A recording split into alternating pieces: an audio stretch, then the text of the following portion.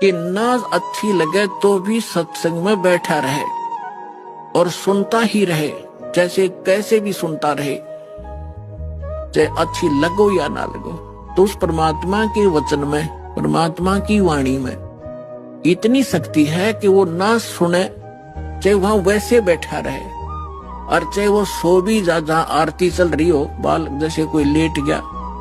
नींद आ गई, चलो लेट जा, सत्संग चल रहा है तो बैठ गया,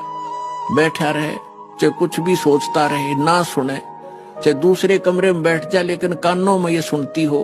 तो वहां भी असर करेगी ये वाणी। उसके शरीर के पाप को, अंतःकरण के वो पाप कट जाएंगे जो ज्ञान यज्ञ से कटने होते हैं।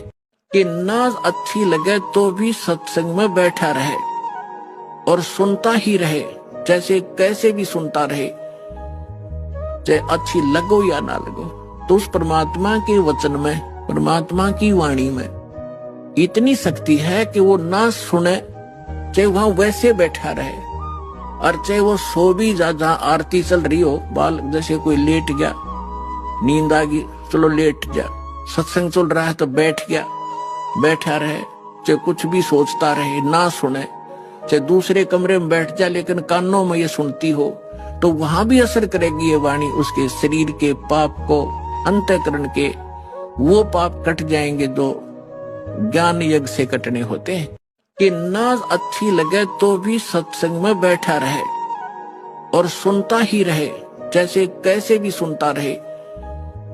चाहे अच्छी लगो या ना लगो। तो उस परमात्मा के वचन में, परमात्मा की वाणी में इतनी शक्ति है कि वो ना सुने, चाहे वहां वैसे बैठा रहे, और चाहे वो सो भी जा, जहां आरती चल रही हो, बाल जैसे कोई लेट गया, नींद आ गई, चलो लेट जा, सत्संग चल रहा है तो बैठ गया, बैठा रहे, चाहे कुछ भी सोचता रहे, ना सुने, चाहे दूसरे कमरे में बैठ जाए लेकिन कानों में ये सुनती हो, तो वहां भी असर करेगी ये वाणी। उसके शरीर के पाप को, अंतःकरण के वो पाप कट जाएंगे जो ज्ञान यज्ञ से कटने होते हैं।